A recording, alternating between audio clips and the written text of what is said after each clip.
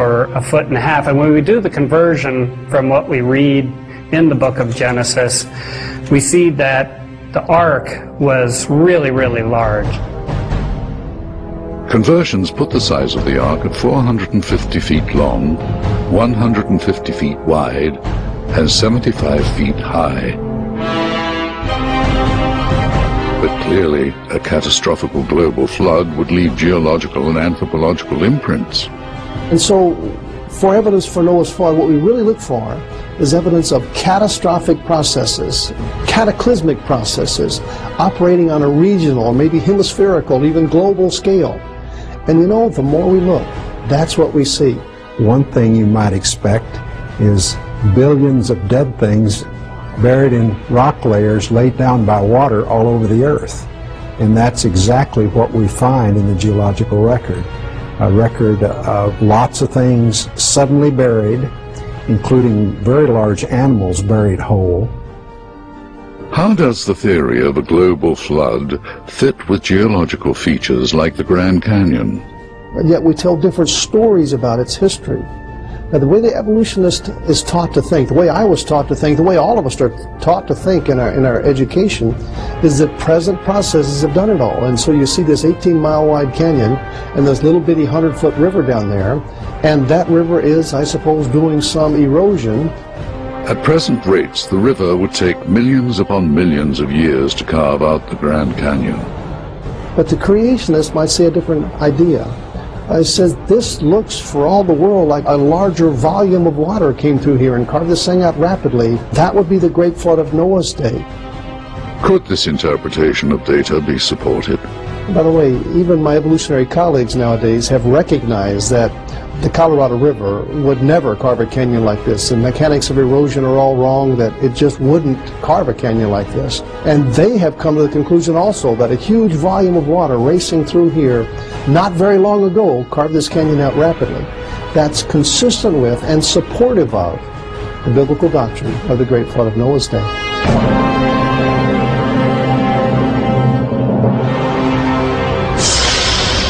Coming up, did the original Sin City, Sodom and Gomorrah, actually exist? And are there astonishing scientific predictions in the book of Job?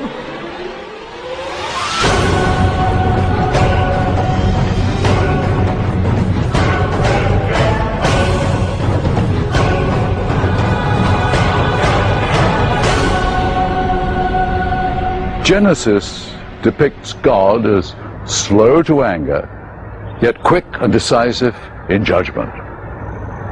Perhaps no story from the Old Testament demonstrates the intensity of God's wrath more vividly than the tragedy of Lot and his family. The story of Sodom and Gomorrah is about sin and about punishment. It's about God deciding that he's had enough of unrighteousness and wickedness, and he's going to take action, and he's going to destroy it. After a heated territorial dispute with his uncle Abraham, Lot decided to settle his caravan outside the gates of Sodom and Gomorrah, an area known for its desperately wicked ways.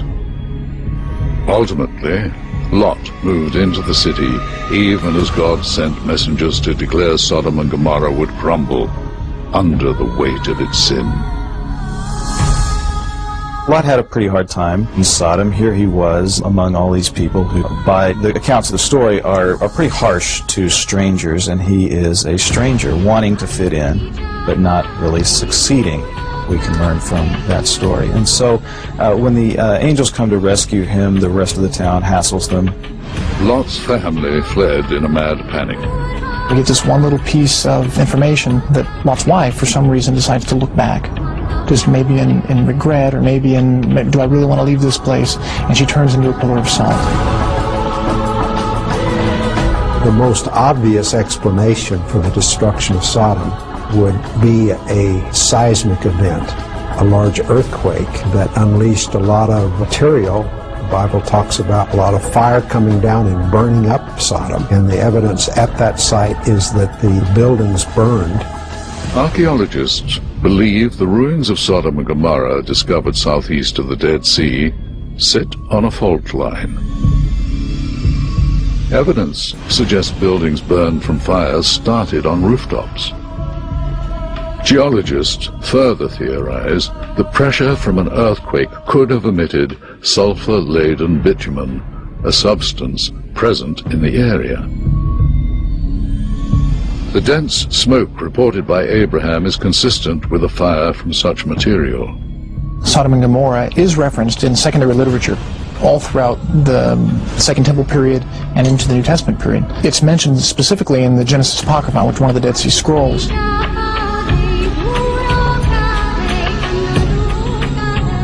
Next, we examine a story about a man who wrestles with the stubborn reality of evil in the world.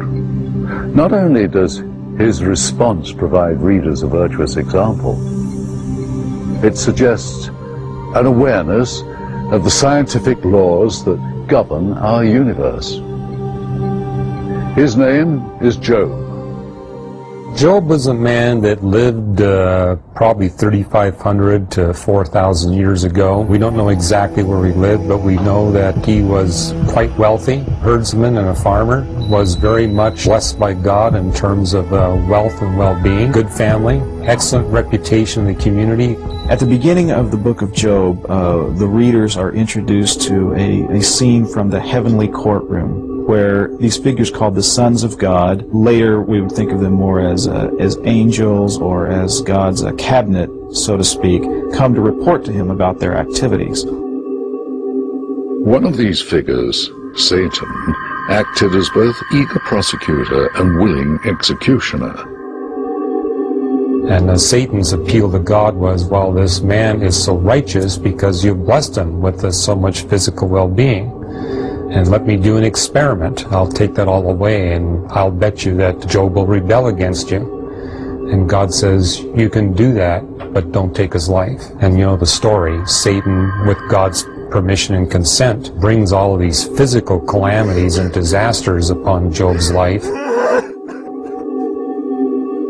So he loses his property, he loses his family, he loses his health. He's kind of driven to the lowest level. God has abandoned me, or so it seems.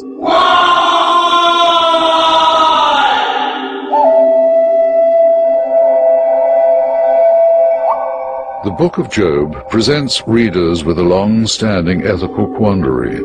Why do bad things happen to good people?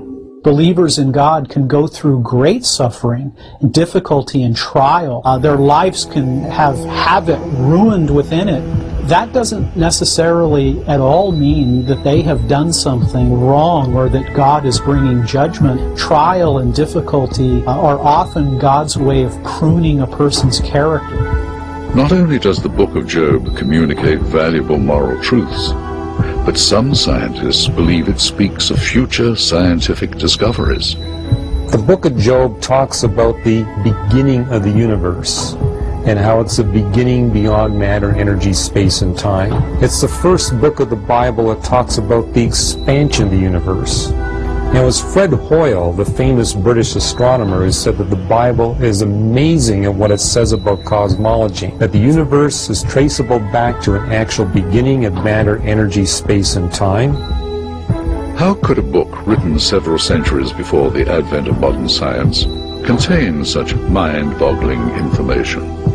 One of the dominant themes you see in the book of Job is that it talks about God creating life in optimal form with optimal designs, but not just optimal life forms, but optimal ecological relationships. In other words, he creates carnivores to relate to herbivores, so the carnivores are only able to kill off the weak, the dying, and the sick, or the unwary. Not so effective that they wipe them all out, or so ineffective they can't kill any.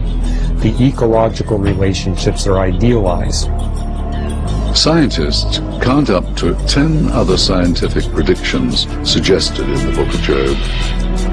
They cover issues in the field of meteorology, oceanography, the study of prehistoric animals and fossil remains.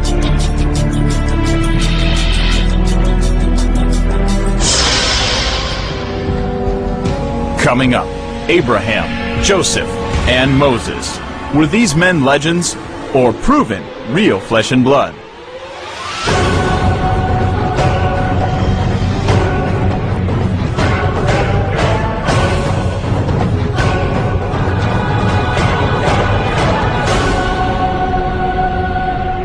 In Job, the reader witnesses astonishing acts of faith. Although Job suffered unjustly, he refused to curse God and instead trusted God's mysterious ways. And speaking of